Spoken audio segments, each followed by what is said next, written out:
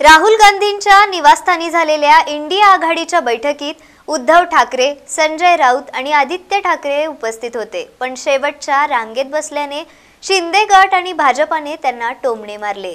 राहुल गांधींनी मतदार यादींमधील घोळ आणि निवडणूक आयोगावर सादरीकरण केले, याचे फोटोही समोर आले। शिवसेना प्रवक्ते ज्योती वाघमारे, शीतल म्हात्रे आणि उदय सामंत यांनी उद्धव ठाकरेंवर हिंदुत्ववादी सोडल्याची टीका करत शेवटची रांग मिळाल्याचा टोळा लगावला। दुसरीकडे अंबादास दानवे आणि रोहित पवार यांनी उद्धव ठाकरेंचे समर्थन करत सत्ताधाऱ्यांचे आरोप खोडून टाकले। या प्रकरणाने राजकीय वातावरण पुन्हा तापले। पाहुयात कोण काय म्हणालेत।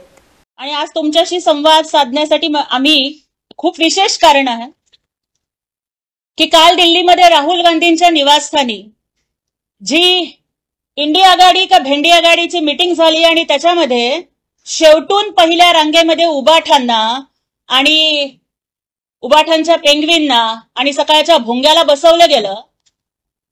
त्यामुळे आज एक विशेष स्पर्धा आम्ही जाहीर करतोय की या फोटोमध्ये स्वाभिमान दाखवा आणि 1000 रुपये मिळवा।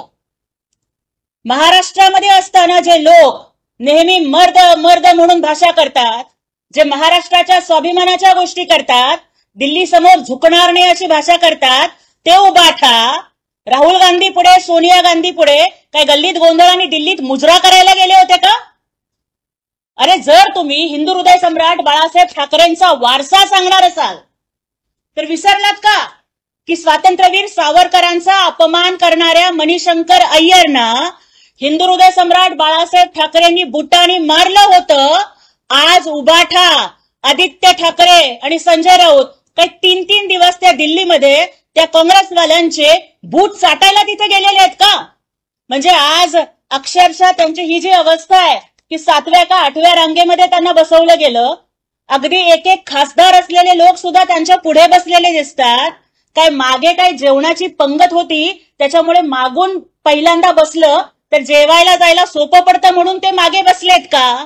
त्यामुळे 2 हाना पण मला पुढारी म्हणा अशा पद्धतीची अवस्था ही उद्धव ठाकरेंची झालेली आहे।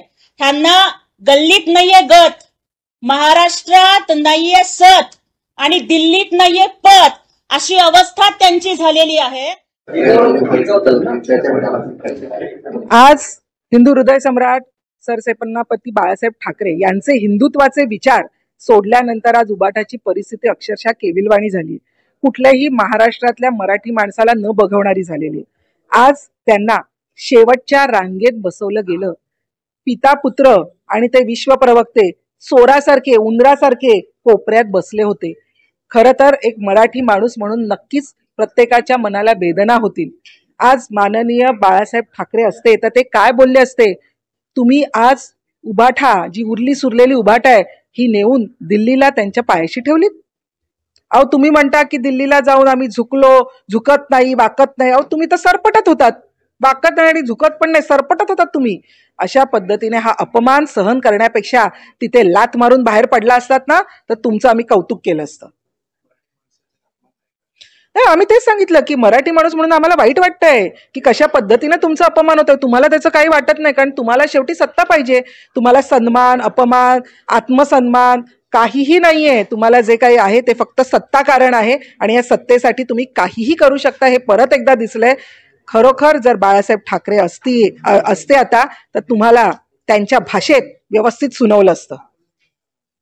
सगळ्यात महाराष्ट्राचं दुर्दैव काय, जे नेते माननीय एकनाथ शिंदे साहेबांवर दिल्लीला जातो म्हणून टीका करतात, आमचे नेते दिल्लीला गेल्यानंतर नरेंद्र मोदी साहेबांच्या बाजूला बसलेला फोटो येतो आणि युबीटीच्या नेत्यांचा शेवटच्या रांगेत बसलेला फोटो येतो।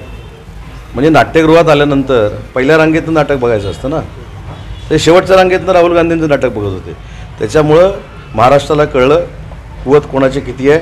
आमच्या नेत्यांबद्दल आम्हाला अभिमान आहे, जे नरेंद्र मोदी साहेबांच्या खुर्चीला लावून बसतात आणि जे एकनाथ शिंदेंवर टीका करतात ते शेवटच्या रांगेत होते। हा देखील इतिहास। काही परिस्थिती बदलली शेवटच्या रांगेवर संजय राऊतांनी खुलासा केलाय की स्क्रीनवर त्या ठिकाणी कशा पद्धतीने मतदार याद्यामध्ये घोळ झाला हे दाखवलं जात होतं, त्यामध्ये पाहण्यासाठी ते मागच्या रांगेत बसले होते। आणि हे तुम्हाला पटलं? आम्ही जे सांगतो ते पटत नाही, ते सांगतात। खुलासाकडे कसं बघतात? खुलासा काय अर्थ आहे का त्याला? शरद पवार साहेबांसारखी 56 वर्ष राजकारणात असलेली व्यक्ती ही दुसऱ्या रांगेमध्ये बसली होती, तेव्हा स्क्रीनच होता ना समोर. त्याच्यामुळे माझी आपल्याला देखील विनंती आहे की आता पीठ भरपूर करतील. डोळ्याला त्रास होणार होता म्हणून शेवटच्या रांगेत बसलो, पण सगळेच बसले शेवटच्या रांगेत. त्याच्यामुळं महाराष्ट्राला जे काही कळायचं ते कळलेलं पण ही आहे. परिस्थिती उद्धव ठाकरेंच्यावरती का आली वाटते? हे त्यांनी अभ्यास केला पाहिजे ना. शेवटच्या रांगेवरून तिकडे पण राहायचं, इकडे बरोबर युतीची चर्चा करायची, कुठंच समाधानी नसल्यामुळे ही वेळ आली. असं सांगितलं जातं की बाल्कनीत मागे बसणं म्हणजे बाल्कनीत बसून बघितलं असं सांगितलं जातं.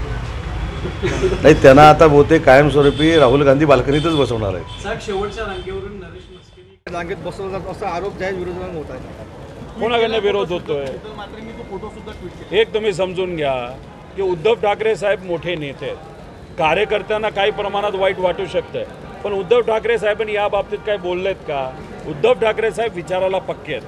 भाजप ज्या पद्धतीने देशाचं आणि राज्याचं सरकार चालवत आहे, ज्या पद्धतीने इथं असणाऱ्या सामान्य लोकांचं वाटोळं या सरकारच्या धोरणांमुळे होत आहे, त्याच्यासाठीच भाजपच्या विरोधात उद्धव ठाकरे साहेब इंडियाबरोबर आघाडीबरोबर तिथं लढायला तयार आहेत. त्यामुळे ह्या छोट्या मोठ्या ज्या गोष्टी होत असतात ह्या मोठे नेते कधी मनाला लावून घेत नाहीत.